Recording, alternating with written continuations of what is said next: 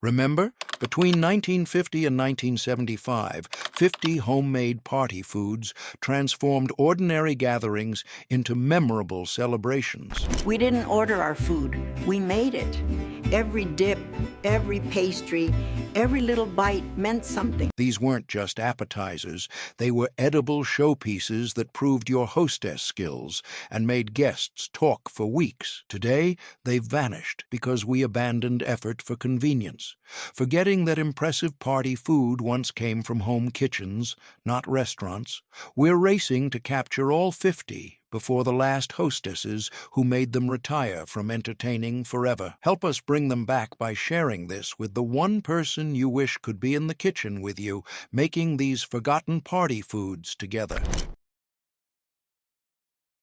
Walk into a Christmas party in 1965, when the hostess would bring out a cheese ball shaped like a pineapple, covered in slivered almonds to look like scales, with celery tops stuck in the top to mimic leaves. This wasn't just cheese mixed together. This was edible sculpture. She'd combine cream cheese, crushed pineapple, green onions, and chopped pecans, then form it into an oval shape and press toasted almond slices all over the surface in overlapping rows. The celery greens on top completed the illusion. When you sliced into it, the inside was creamy and sweet-savory, perfect on crackers. Making this required patience. Placing each almond slice took 20 minutes, but it looked so impressive sitting on the buffet table that guests would gather around it taking pictures. Step back to 1958, when finger sandwiches meant rolling bread flat with a rolling pin, spreading it with deviled ham, rolling it tight like a sleeping bag, chilling it for hours, then slicing it into pinwheels that looked like tiny spiral galaxies on the serving plate. The secret was using fresh white bread with crusts cut off, rolled so thin it became almost translucent. The deviled ham filling, canned ham, mixed with pickle relish and mayonnaise, would be spread edge to edge, then the bread rolled carefully so it didn't tear. Wrapped tight in wax paper and chilled for at least 2 hours, the roll would firm up enough to slice cleanly into quarter-inch rounds. Each pinwheel showed a perfect spiral of pink filling and white bread. Picture a New Year's party in 1962, when celery wasn't just salad vegetable but delivery system for elaborate fillings: cream cheese with olives, pimiento cheese, blue cheese with walnuts. The hostess would wash and trim celery stalks, cut them into 3-inch pieces, and fill each hollow with piped filling using different colored tips to make them look fancy. Some would be white cream cheese with green olive slices. Some would be orange pimiento cheese with paprika sprinkled on top. Some would be blue cheese mixture with walnut pieces pressed into the surface. Arranged on a platter in rows by color, they looked like little boats ready to sail. The crunch of celery against creamy filling made them addictive. Go back to 1955, when molded gelatin salads weren't dessert but savory party food, and tomato aspic was the queen of them all. The hostess would make tomato juice, season it with celery salt, Worcestershire sauce, and lemon juice, then dissolve gelatin in it and pour it into a fancy ring mold. Inside the aspic, she'd suspend pieces of celery, green olives, and sometimes tiny shrimp, positioning each piece carefully so the mold would look beautiful when unmolded. The aspic wobbled magnificently and tasted savory tangy, nothing like sweet jello. Guests would slice through it with a knife, getting layers of clear red gelatin, suspended vegetables, and creamy salad center. Walk into 1968, when the most popular party appetizer in America was canned water chestnuts wrapped in bacon, secured with toothpicks, brushed with brown sugar and soy sauce, then baked until the bacon was crispy and the sugar caramelized. The hostess would drain 2 cans of water chestnuts, cut bacon strips in half, Wrap each chestnut in bacon, pierce it with a toothpick, and arrange them on a baking sheet. The glaze, brown sugar, soy sauce, and sometimes a little ginger would be brushed on before baking. The oven would fill with the smell of bacon and caramel, and the finished appetizers would be sweet, salty, crunchy, and chewy all at once. Rehook, 5 parties down, food gone, 45 remaining. We realized what we lost after 1975 when entertaining became simpler and these elaborate recipes disappeared from tables. The next 45 will show even more forgotten party foods than the first 5, dishes that required even more skill, more time, and more confidence to serve guests.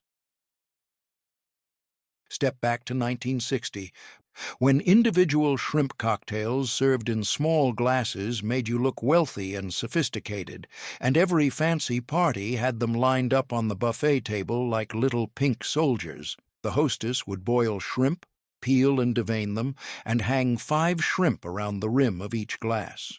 The bottom of the glass held cocktail sauce, ketchup mixed with horseradish, lemon juice, and Worcestershire sauce. Guests would take a glass, pluck the shrimp, dip them in sauce, and set the empty glass on a side table. Making these required buying 2 pounds of fresh shrimp, which was expensive in the 1960s, boiling them perfectly so they weren't rubbery, and arranging them in 30 individual glasses. Shrimp cocktail meant your party had a generous budget and you cared about presentation. Now people serve shrimp on a platter with 1 communal bowl of sauce, and the individual glass presentation is considered too much work. Picture 1963, when homemade cheese straws, thin, crispy, cheesy pastry sticks, were essential party food that proved you could bake, not just assemble. The hostess would make pastry dough with flour, butter, sharp cheddar cheese, and cayenne pepper, roll it thin, cut it into strips, twist each strip into a spiral, and bake them until golden and crispy. The result was savory, buttery, slightly spicy, and so addictive that guests would eat 10 without noticing. Making cheese straws took 2 hours. Making dough, chilling it, rolling it, cutting it, twisting each piece individually, baking in batches. They'd be stored in tins and brought out for every party throughout the holidays. Go back to 1957, when the most impressive thing you could serve at a party was a sandwich loaf, a loaf of white bread with crusts removed, sliced horizontally into 4 layers, each layer spread with different filling, reassembled and frosted with cream cheese like a cake. The bottom layer would be egg salad, the second layer ham salad, the third layer chicken salad, the 4th layer cheese spread. After stacking all the layers, the hostess would frost the entire loaf with softened cream cheese, covering it completely so it looked like a white layer cake. Then she'd decorate it with sliced olives, pimientos, and parsley to make it look festive. Sliced at the table, each piece revealed colorful striped layers. Walk into a cocktail party in 1964 when rumaki, chicken livers wrapped in bacon with water chestnuts, marinated in soy sauce and brown sugar, then broiled, were the height of sophistication despite sounding terrible to modern ears. The hostess would cut chicken livers in half, place a water chestnut piece on each half, wrap it in bacon, secure it with a toothpick, then marinate everything in soy sauce, brown sugar, and ginger for hours. When broiled, the bacon would crisp, the liver would cook through, and the marinade would caramelize into a sweet, salty glaze. Guests who claimed to hate liver would eat 5 of these without realizing what they were eating. Step back to 1966, when mushrooms were exotic enough to impress guests, and stuffed mushroom caps filled with sausage, cream cheese, and breadcrumbs were the appetizer that disappeared fastest from every party table.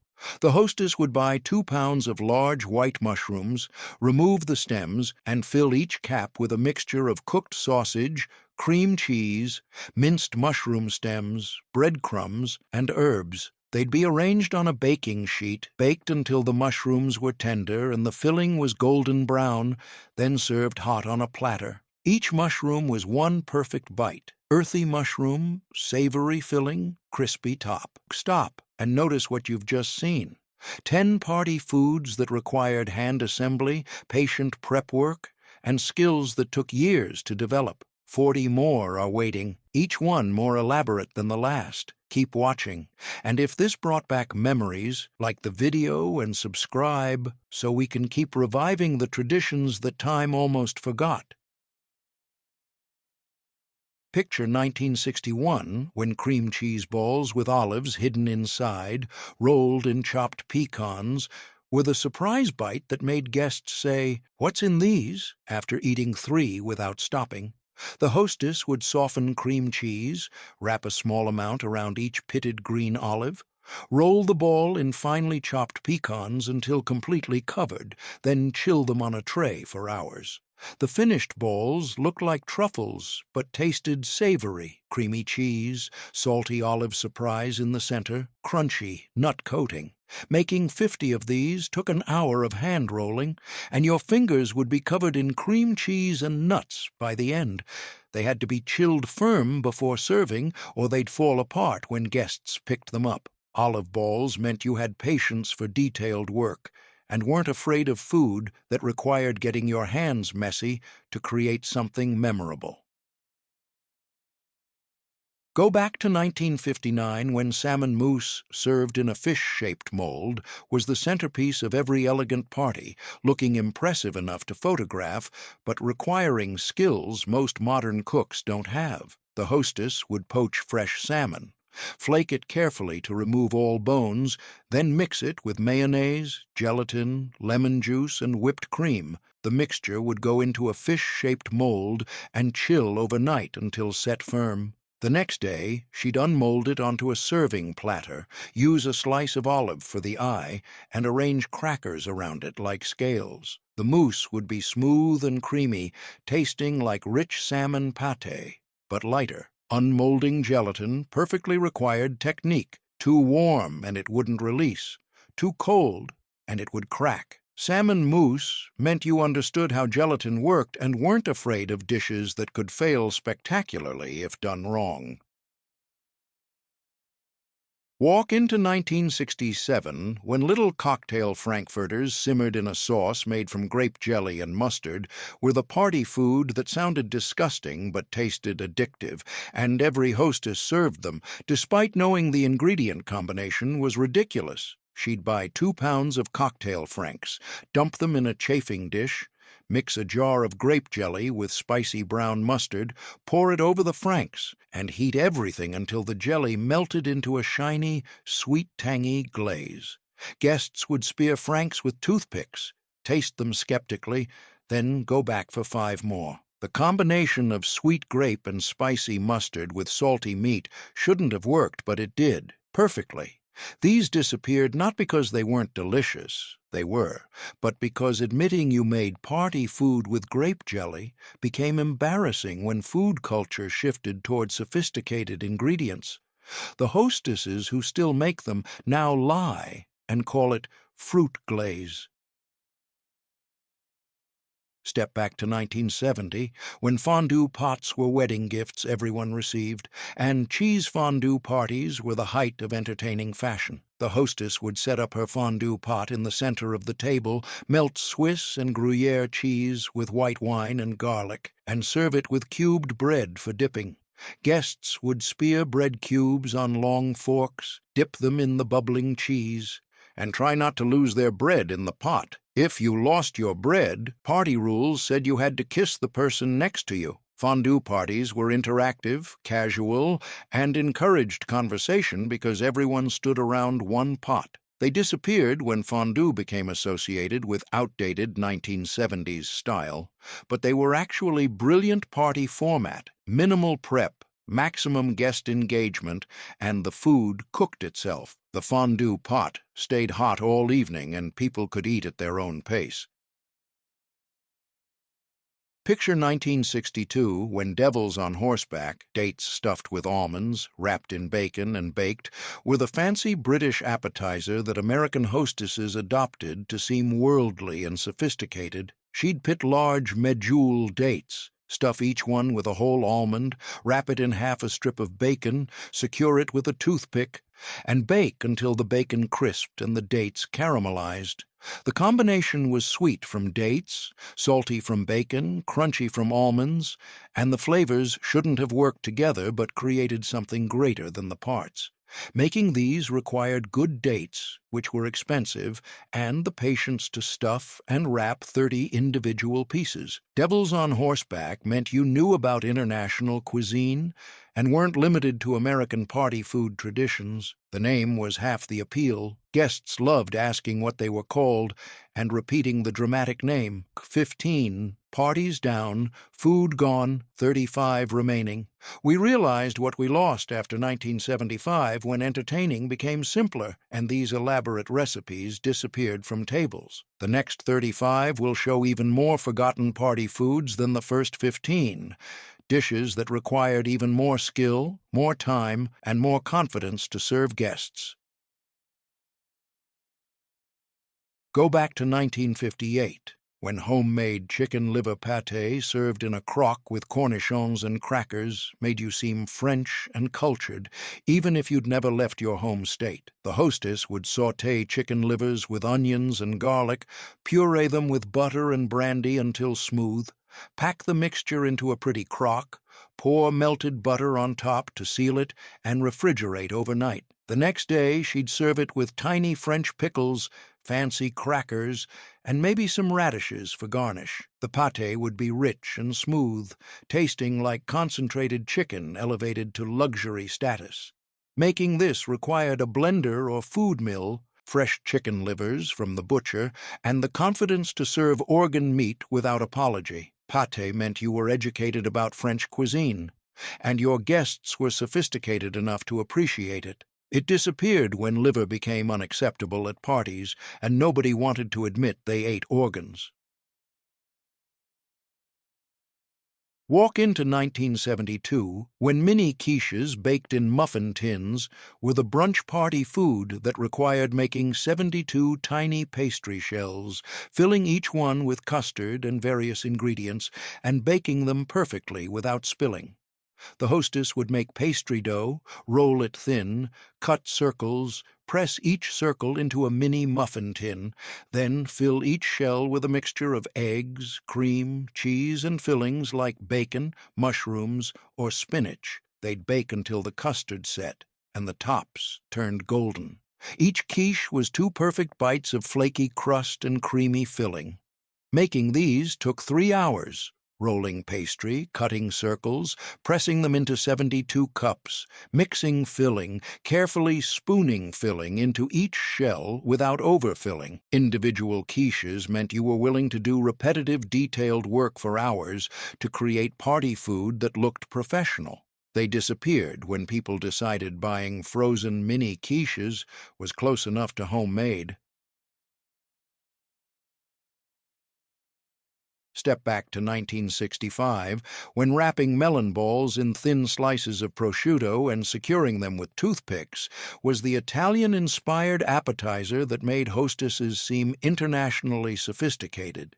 She'd use a melon baller to scoop perfect spheres from cantaloupe and honeydew, wrap each ball in a thin strip of prosciutto, and pierce it with a decorative toothpick. The combination was sweet, salty, refreshing, and elegant. Arranged on a platter, the melon balls looked like little wrapped presents. Making these required buying expensive imported prosciutto from the Italian deli, cutting it thin enough to wrap without tearing, and hand-wrapping 60 individual pieces. The melon had to be perfectly ripe. Too firm and it wouldn't be sweet, too soft and the melon baller wouldn't work. Prosciutto-wrapped melon meant you shopped at specialty stores and knew about Italian antipasti traditions. It still appears at fancy parties occasionally, but the hand-wrapped individual presentation has been replaced by platters where guests assemble their own. Picture 1969, when a cheese ball covered in dried beef chips was the savory alternative to sweet cheese balls, and every hostess had her own recipe she swore was better than everyone else's. She'd mix cream cheese, blue cheese, Worcestershire sauce, and minced onion, form it into a ball, then roll it in dried beef that had been chopped into tiny pieces. The beef would stick to the surface, creating a reddish-brown coating that looked rustic and tasted intensely savory. Served with crackers, the cheese ball would be the first thing to disappear from the buffet table. Making this required finding dried beef, thin slices of salted dried beef that came in small glass jars, and chopping it fine enough to stick to the cheese. The beef was salty and intense, and you needed less than you thought. Beef-covered cheese balls meant you weren't afraid of strong flavors and knew that not every party food needed to be mild and safe. Go back to 1956, when anchovy butter spread on toast rounds and topped with hard-boiled egg slices was the grown-up appetizer that separated sophisticated guests from those with childish palates. The hostess would cream butter with mashed anchovies, lemon juice, and a little pepper, spread it on rounds of toasted bread, and top each one with a slice of hard-boiled egg and a tiny parsley leaf. The result was salty, rich, elegant, and definitely not for everyone. Half the guests would avoid them completely. The other half would eat 6 and ask for the recipe. 20 party foods in, and you're seeing the pattern. These required time, expensive ingredients, developed skills, and confidence that your guests would appreciate effort. These weren't convenient. These were impressive. The next 30 get even more elaborate, even more time-consuming. Number 35 required learning a French technique most home cooks had never heard of. Stay with me. The dedication to party food perfection is just getting deeper. Walk into 1960, when a tomato aspic ring filled with shrimp salad was the summer party centerpiece that looked complicated but mostly required patience while gelatin set. The hostess would make tomato aspic, tomato juice, lemon juice, gelatin, and seasonings, pour it into a ring mold, and chill it for hours until firm. After unmolding onto a lettuce-lined platter, she'd fill the center with shrimp salad mixed with celery and mayonnaise. The aspic would be clear red and wobbly, the shrimp salad pink and creamy, and the whole presentation looked like something from a fancy restaurant. Slicing through the aspic required a sharp knife and confidence.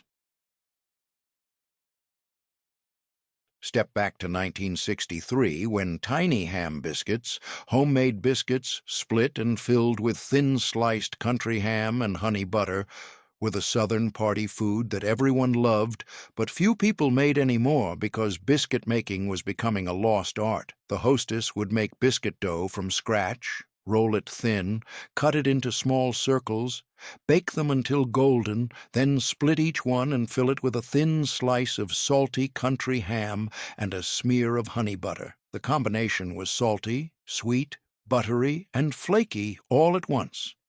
Making 50 ham biscuits required making perfect biscuits, not easy, then slicing country ham paper thin and assembling each biscuit individually. Picture 1968, when crab puffs, cream puff dough mixed with crab meat and Old Bay seasoning, dropped by spoonfuls and baked until golden, were the sophisticated seafood appetizer that looked French but tasted like Maryland.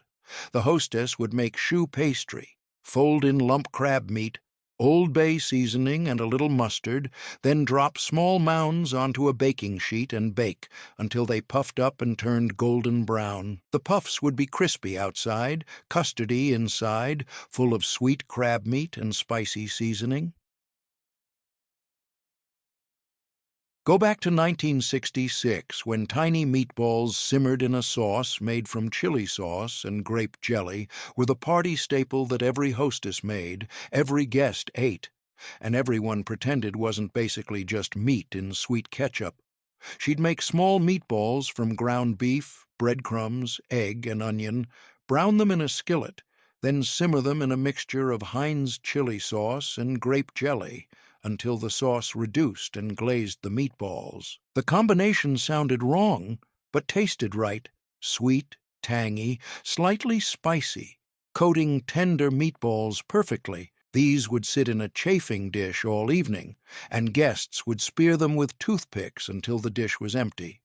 Making these required rolling 100 tiny meatballs by hand, browning them in batches, and maintaining the right sauce temperature so the meatballs stayed hot without drying out. Cocktail meatballs meant you understood that simple ingredients could create crowd-pleasing food, and you weren't ashamed of using grape jelly in savory cooking. Walk into 1971, when curry dip served in a hollowed-out red cabbage surrounded by raw vegetables was the healthy party option that still managed to be exciting and exotic. The hostess would mix mayonnaise with curry powder, a little honey, and lemon juice, hollow out a red cabbage to use as a serving bowl, fill it with the curry dip, and arrange carrot sticks, celery, cauliflower florets, and cherry tomatoes around it. The curry dip was bright yellow, mildly spicy, and made raw vegetables actually interesting to eat. The cabbage bowl looked impressive and creative, like the hostess had really thought about presentation. Making this required finding good curry powder, not always easy in 1971, and having the confidence to serve something with exotic spices to guests who might never have tried curry before. Step back to 1964, when making soufflés for a party seemed impossible until someone invented cheese soufflé puffs, mini soufflés baked in muffin tins that didn't require perfect timing or last-minute service. The hostess would make a thick cheese sauce, fold in beaten egg whites, pour the mixture into buttered muffin tins, and bake until the puffs rose high and turned golden. They'd be served warm, either straight from the oven or reheated before guests arrived. Each puff was light and airy, tasting like cheese cloud with a crispy exterior. Making these required separating a dozen eggs, beating whites to stiff peaks, folding them in carefully without deflating them, and understanding oven temperature well enough to make them rise properly. Cheese puffs meant you knew French cooking techniques and could execute dishes that intimidated other hostesses. 25 parties down, food gone, 25 remaining. We realized what we lost after 1975 when entertaining became simpler and these elaborate recipes disappeared from tables. The next 25 will show even more forgotten party foods than the first 25, dishes that required even more skill, more time, and more confidence to serve guests. Picture 1957, when sardine spread served with crackers was the budget-friendly party food that hostesses made when they couldn't afford shrimp or crab but still wanted to serve seafood. She'd mash canned sardines with cream cheese, lemon juice, onion, and hot sauce, creating a spread that was fishy, creamy, tangy, and surprisingly good despite the cheap main ingredient. Served in a bowl with club crackers, the sardine spread would divide guests into two camps: those who loved it and ate it enthusiastically, and those who wouldn't touch it. Making this required overcoming the stigma of canned sardines and being willing to serve something that looked gray and unappealing but tasted much better than it looked. Sardine spread meant you were practical and knew that good flavor mattered more than expensive ingredient. It also meant you were confident enough not to care if some guests turned their noses up at canned fish. The hostesses who served this were usually older, remembering Depression-era meals when sardines were luxury protein. Go back to 1970, when spinach balls, frozen chopped spinach mixed with stuffing mix, Parmesan cheese, and eggs rolled into balls and baked were the vegetable party food that even kids would eat because the spinach was hidden by cheese and herbs. The hostess would thaw frozen spinach, squeeze out all the water, Mix it with Pepperidge Farm herb stuffing mix, grated Parmesan, melted butter, and eggs, then roll the mixture into walnut-sized balls and bake them until firm and golden. They'd be served hot with mustard for dipping. Each ball was savory and herby, with spinach providing color and nutrition without overwhelming flavor. Making 100 spinach balls required strong hands for squeezing spinach and patience for rolling all those balls uniformly. They could be made ahead and frozen, then baked straight from the freezer when guests arrived. Spinach balls meant you knew how to make vegetables appealing and weren't limited to just cheese and meat appetizers. Walk into 1965, when chicken salad served in homemade cream puff shells was the luncheon party food that combined French pastry technique with American chicken salad tradition. The hostess would make choux pastry, pipe it into small mounds, bake until puffed and golden, slice off the tops, and fill each shell with chicken salad made from diced chicken, celery, mayonnaise, and grapes. The shells would be crispy, the salad creamy and sweet, and the whole thing would be elegant enough for a bridal shower. Making these required mastering choux pastry, intimidating for most home cooks, and having the time to bake 3 dozen shells before making the chicken salad and assembling everything. Cream puff shells went stale quickly, so timing was critical. Step back to 1973 when seedless grapes rolled in blue cheese mixture, then rolled in chopped pecans, were the sweet savory appetizer that guests couldn't figure out but couldn't stop eating. The hostess would soften cream cheese, mix it with crumbled blue cheese, wrap a small amount around each grape, then roll the cheese-covered grape in finely chopped pecans until completely coated. The finished balls would chill until firm, then be arranged on a platter like truffles. The combination was unexpected: sweet grape, tangy blue cheese, crunchy nuts, but worked perfectly together. Making these required wrapping 50 individual grapes in cheese and rolling them in nuts, getting your hands completely covered in cheese and pecans in the process. Blue cheese grapes meant you weren't afraid of unusual flavor combinations and had the patience for fiddly handwork. 30 party foods down, and every single one required hand assembly, expensive ingredients, or techniques most modern hosts have never learned. These weren't casual snacks. These were edible proof that you valued your guests enough to spend hours in the kitchen creating memorable food. 20 more are waiting, each one representing lost traditions of home entertaining. Number 41 required owning a specialized tool most people have never heard of. Keep watching. We're almost there.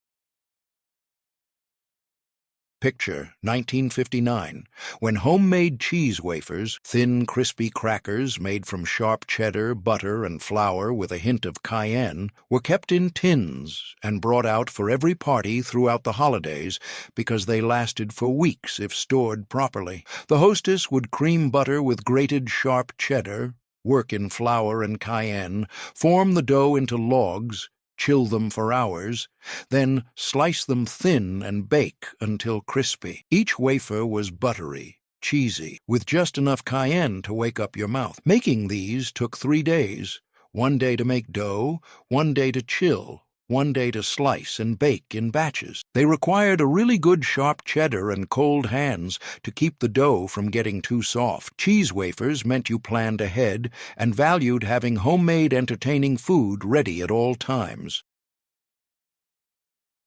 Go back to 1961 when a ball made from liver sausage, cream cheese, and onion rolled in chopped parsley was party food for guests who weren't squeamish about organ meat. The hostess would mix liver sausage with cream cheese until smooth, add minced onion and Worcestershire sauce, form it into a ball, and roll it in fresh chopped parsley until completely green. Served with crackers, the liver ball would be rich, spreadable and strongly flavored, not mild or apologetic, but assertively livery in a way that modern party food never is. Making this required buying quality liver sausage from a butcher, not the cheap kind in plastic tubes, and being confident that your guests could handle strong flavors. Liver sausage balls meant you remembered when liver was acceptable party food and refused to pretend it was shameful.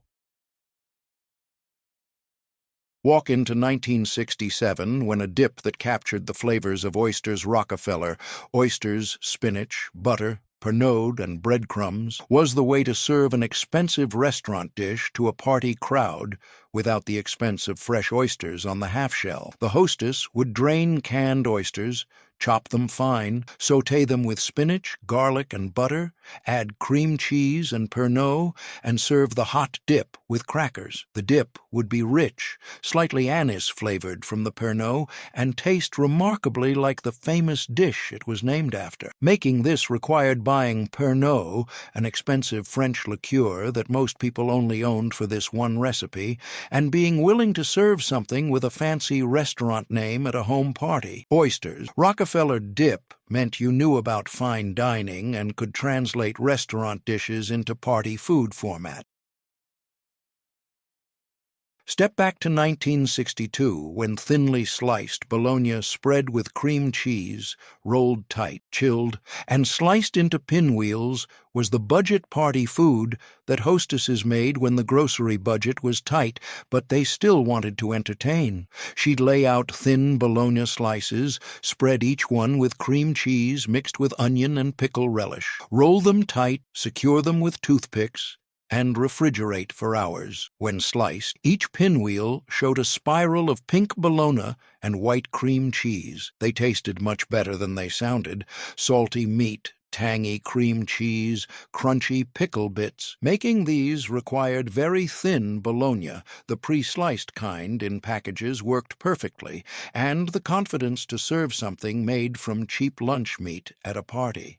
Bologna roll-ups meant you were practical and knew that inexpensive ingredients could make perfectly acceptable party food if you presented them attractively. These disappeared when bologna became associated with children's lunches and nobody wanted to admit they ate it. Picture 1974, when phyllo dough became available in grocery stores and hostesses who'd never made spanakopita attempted phyllo triangles filled with spinach and feta, learning to work with the paper-thin dough that tore if you breathed on it wrong. She'd thaw phyllo carefully, keep it covered with damp towels so it wouldn't dry out, brush each sheet with melted butter, cut it into strips, place spinach feta filling at one end, and fold it into triangles like folding a flag. Each triangle would be brushed with more butter, then baked until golden and crispy. The result was flaky pastry with savory filling, authentically Greek, but made in an American kitchen. Making these required learning phyllo technique. Most hostesses ruined their first batch, and having the patience to fold 40 individual triangles. Phyllo triangles meant you were adventurous with international cuisines and willing to master difficult techniques to serve impressive party food. These were the appetizer that made you look like a professional. 35 parties down, food gone, 15 remaining. We realized what we lost after 1975 when entertaining became simpler and these elaborate recipes disappeared from tables. The final 15 will show the most forgotten party foods of all, dishes that required the most skill, the most time, and the most confidence to serve guests. Go back to 1963 when pickled shrimp marinated in oil, vinegar, and spices were the make-ahead party food that improved with time and could be prepared 3 days before guests arrived. The hostess would boil shrimp with crab boil seasoning, peel them, then marinate them in a mixture of oil, vinegar, sliced onions, bay leaves, and pickling spices. After 3 days in the refrigerator, the shrimp would be tangy, spicy, and tender. The onions would be pickled and sweet, and everything would taste complex and sophisticated. Walk into 1971, when meatballs served with cheese fondue for dipping combined two-party food trends into one interactive appetizer that kept guests standing around the fondue pot all evening. The hostess would make small meatballs, bake them until cooked through, then keep them warm in a chafing dish next to a pot of cheese fondue. Guests would spear meatballs with fondue forks, dip them in the bubbling cheese, and try not to lose their meatball in the pot. The combination was rich and satisfying: savory meat, creamy cheese, all served hot. Step back to 1960, when cheddar pennies, small, thin cheese crackers made from sharp cheddar, butter, and flour, were holiday party staples that came out of the oven dozens at a time and disappeared just as fast. The hostess would make dough, roll it into logs the diameter of a quarter, chill the logs, then slice them thin and bake until crispy and golden. Each penny was one perfect bite of sharp cheddar and butter. Making hundreds of these required stamina, rolling log after log, chilling them, slicing them uniformly, baking batch after batch. Picture 1968, when clam dip made from canned minced clams, cream cheese, lemon juice, and Worcestershire sauce was the ubiquitous party dip that appeared at every gathering served with potato chips or crackers. The hostess would drain the clams, saving the juice for thinning the dip if needed, then mix everything together and chill for hours so the flavors could blend. The dip would be gray and unphotogenic, but taste oceanic and addictive. Some hostesses served it in a bread bowl, others in a pretty dish. The version that really impressed used the empty clam shells as individual serving dishes, each shell filled with dip, arranged on a platter of crushed ice. Go back to 1958, when thin slices of ham rolled into cone shapes and filled with herbed cream cheese were the French-inspired appetizer that made hostesses feel elegant and sophisticated. She'd take thin sliced ham, roll each slice into a cornet shape, wide at top, pointed at bottom, secure it with a toothpick, and pipe herbed cream cheese into the opening using a pastry bag. The finished cornets would stand upright on a platter, looking like little megaphones. The ham would be salty and tender, the cream cheese smooth and herb-flavored, and the combination was simple but impressive. Making these required buying quality ham sliced paper-thin at the deli counter, owning a pastry bag with tips, and having steady hands to pipe filling into small openings without making a mess. Walk into 1975, when caviar pie, layers of chopped egg, onion, sour cream, and caviar assembled in a springform pan and unmolded like a cake, was the ultimate status symbol party food that proved your entertaining budget was substantial and your guests were worth impressing. The hostess would line a springform pan with plastic wrap, layer chopped hard-boiled eggs mixed with mayonnaise on the bottom, add a layer of minced onion, spread sour cream mixed with cream cheese on top, refrigerate until firm, unmold onto a platter, and cover the top completely with black caviar. The finished pie looked like an elegant cake covered in glossy black pearls. Served with toast points, each slice would reveal the colorful layers inside. Step back to 1972, when individual beef Wellington bites, cubes of beef wrapped in pâté and puff pastry, baked until golden, were the ultimate impressive party food that required skills most hostesses didn't have.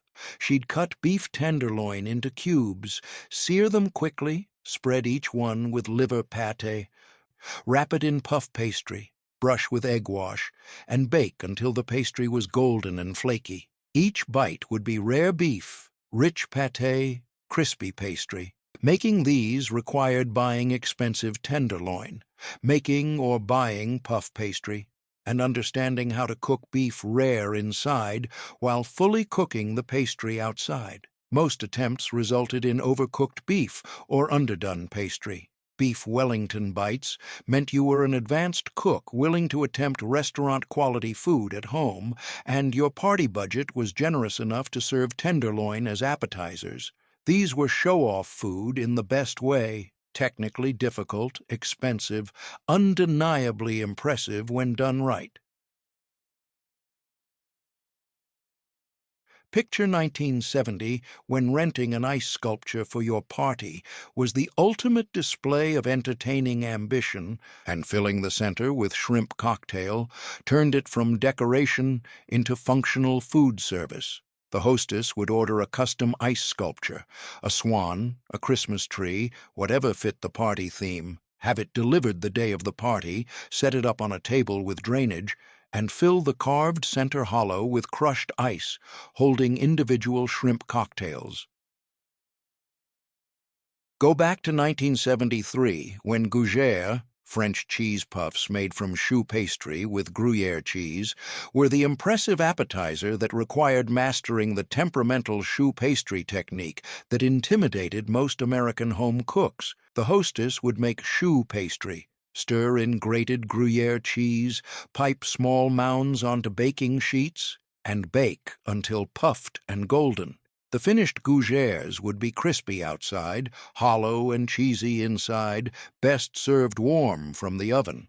They'd deflate if underbaked or burn if overbaked, and the window of perfect doneness was narrow. Making these required understanding how eggs, flour, and heat create steam that makes pastry puff, and having the confidence to attempt French pastry technique at home.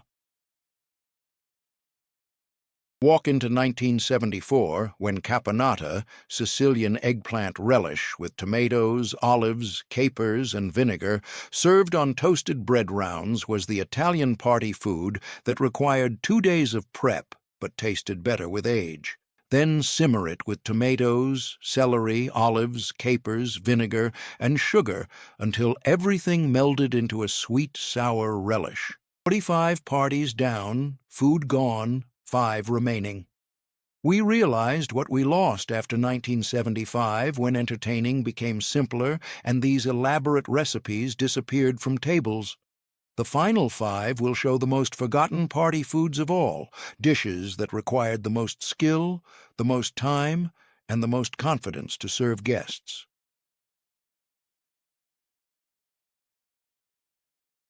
Step back to 1971, when whole salmon wrapped in puff pastry and baked, salmon en croûte, was sliced and served as party food that looked like something from a French restaurant but came from a home kitchen. The hostess would poach a whole salmon, let it cool, spread it with duxelles, finely chopped mushrooms cooked until dry, wrap the entire fish in puff pastry, brush with egg wash, score decorative scales on the pastry, and bake until golden. The finished dish looked like a pastry fish, and when sliced, each piece revealed pink salmon, dark mushroom layer, and flaky pastry. This required advanced cooking skills, poaching fish without overcooking, making duxelles, working with puff pastry, timing everything so the pastry cooked through without drying out the salmon. Salmon en croûte meant you were an accomplished cook who could execute complex recipes that other hostesses wouldn't attempt. It was expensive, difficult, and undeniably impressive. Picture 1969, when making a cheese soufflé to serve at a party required perfect timing, nerves of steel, and confidence that it wouldn't collapse before guests could see it in all its golden, risen glory. The hostess would make a thick, smooth cheese sauce from butter, flour, milk, and sharp cheddar, fold in perfectly beaten egg whites that had been whipped to stiff peaks, pour the delicate mixture into a buttered and breadcrumb-coated soufflé dish, and bake it at exactly the right temperature until risen dramatically and golden brown on top. The soufflé had to be served immediately. It sometimes even while you were carrying it to the table, which meant timing the entire party around the soufflé, not the other way around, and hoping your guests arrived exactly when you needed them to. Guests would gather around expectantly as she brought it to the table, still puffed high above the rim of the dish. Served with large spoons that would break through the crusty top to reveal the interior, the soufflé would be custardy and soft inside, crusty and slightly crisp on top, intensely cheese-flavored throughout, with a texture that was simultaneously light and rich. Making a soufflé for a party was genuinely risky. If it didn't rise properly, or if you opened the oven door at the wrong moment, you'd have nothing to serve but a flat, sad puddle of eggs and cheese, but made you legendary among your friends. It meant you had advanced technique that went beyond following recipes, the guests who were watching and waiting, and the nerve to base your entire party's success on a dish.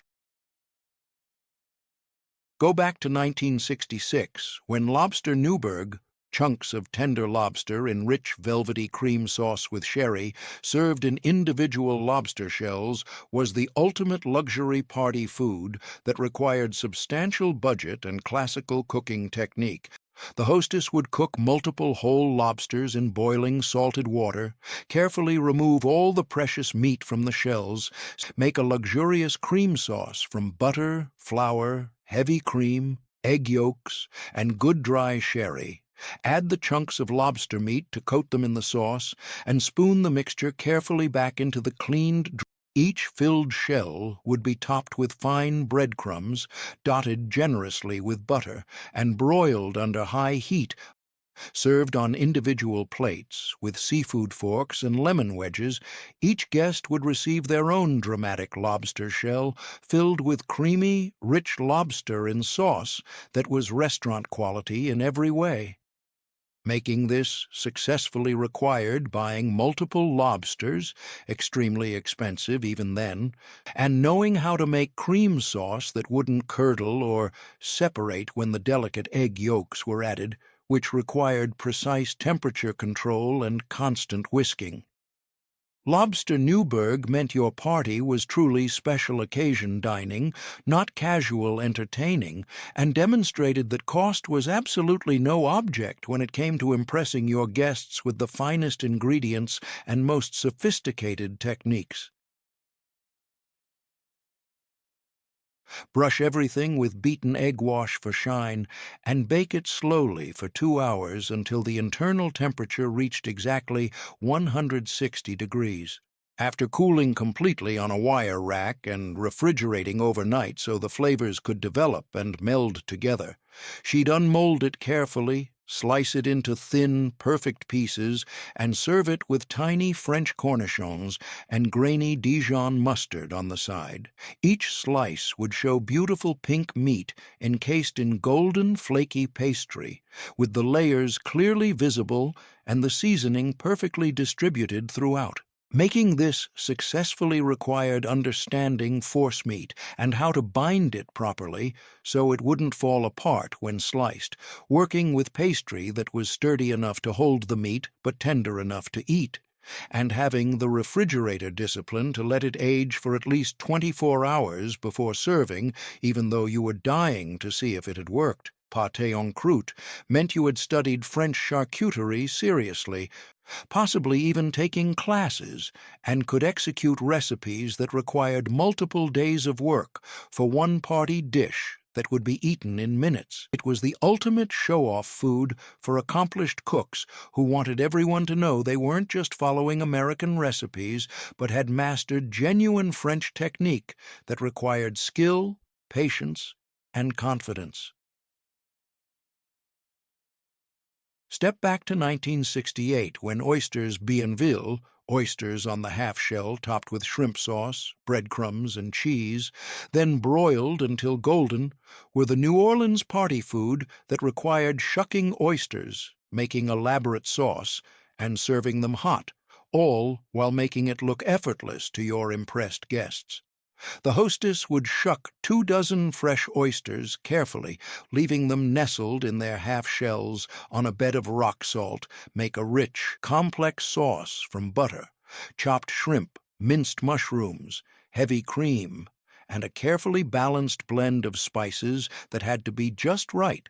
Spoon a generous amount of sauce over each waiting oyster, top with fine breadcrumbs and freshly grated Parmesan cheese, and broil them under high heat until golden and bubbling, watching carefully to prevent burning. Each finished oyster would be creamy from the sauce, briny from the oyster itself, rich from the butter and cream, and complex from the layered flavors of shrimp, mushrooms, and cheese, all mingling together. Making these successfully required knowing how to shuck oysters without injuring yourself or your guests, making a sauce that wouldn't curdle or separate under the intense heat of the broiler, and timing everything precisely so they were served piping hot the moment they came out of the oven. Oysters, Bionville, meant you had advanced seafood skills and weren't intimidated by recipes that required last-minute assembly and cooking while your guests waited expectantly in the next room. They were genuine restaurant-quality food made at home, the kind of dish that people would talk about for weeks afterward, and successfully executing them made you a legendary hostess whose parties everyone wanted to attend. The complexity wasn't just in the cooking, but in the confidence required to serve something that had to be perfect, that couldn't be made ahead, and that would reveal any lack of skill immediately. When you could pull off oysters Bienville, you had arrived as a serious cook. 50 party foods. 50 ways that hostesses proved their value through elaborate, time-consuming, expensive appetizers that showed guests they were worth the effort. These weren't just food, they were demonstrations of skill, statements of caring, proof that entertaining mattered enough to spend days in the kitchen. One more section, and you'll understand why this matters and what happens if we let it all disappear. 50 party foods from the Betty Crocker era, made by hostesses who understood that entertaining wasn't just about feeding people. It was about creating experiences, demonstrating skills, and showing guests they were valued enough to deserve food that took days to prepare. These recipes weren't quick or easy.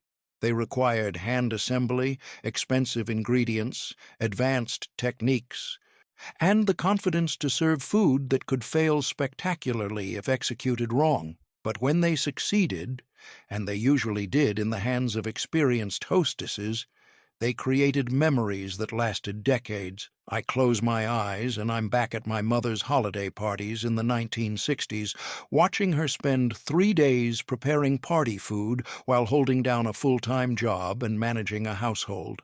She'd make cheese balls on Monday, bake cheese straws on Tuesday, assemble pinwheels and stuff mushrooms on Wednesday, then spend all Thursday afternoon arranging everything on platters with garnishes and decorative touches that made every dish look magazine-worthy. When guests arrived Thursday evening, they'd see a buffet table that looked professionally catered, and they'd spend the evening marveling at the variety and quality of the food. Nobody knew it had taken 3 days. Nobody knew about the planning and shopping and prep work. They just knew they were at a party where the hostess had made everything herself. And that meant something in an era when making everything yourself was the highest compliment you could pay your guests. Now those standards are gone. Modern parties feature food from Costco, cheese plates from grocery store deli counters, appetizers that come frozen in bags and just need heating. There's nothing wrong with convenient food. It allows people to entertain who might not otherwise have the time or skills. But something was lost when we decided that effort didn't matter, that homemade wasn't worth the time, that guests couldn't tell the difference between food made with care and food reheated from a bag. The difference is obvious. But these recipes aren't gone forever. The Betty Crocker books still exist. The techniques can still be learned. The ingredients are still available. Everything needed to make these 50 party foods still exists, except the willingness to try and the confidence that the effort is worth it. You can bring that back. Not all 50. Nobody needs to make 50 elaborate party foods, but pick one. Choose something that sounds impressive and slightly intimidating. Find a detailed recipe or ask someone who used to make it. Master that one thing. Make it for your next party and watch how guests react when they realize you made it yourself. Notice how differently they treat food they know required effort compared to food that came from a store. They'll survive in scattered form, kept alive by people who believe that impressive party food should come from home kitchens, that entertaining is a skill worth developing, and that guests deserve food that required more than opening a bag. Don't let these 50 party foods become just words in old cookbooks. Don't let the era of impressive home entertaining fade into history without saving some of it. Pick one recipe, make it, serve it, teach it to someone else. Before the last hostess who stuffed 72 mushrooms by hand retires from entertaining, and these traditions become extinct. Before we forget completely that party food used to be edible proof of skill, effort, and caring, not just fuel served on platters. Before convenience completely replaces craft, and nobody remembers that entertaining used to be something you were good at, not just something you managed to pull off with store-bought shortcuts. These 50 party foods are waiting. The recipes exist. The techniques can be learned. All that's missing is someone willing to make them again. That could be you. It should be you. Choose one. Make it beautifully. Serve it proudly. Save something worth saving before it's completely gone.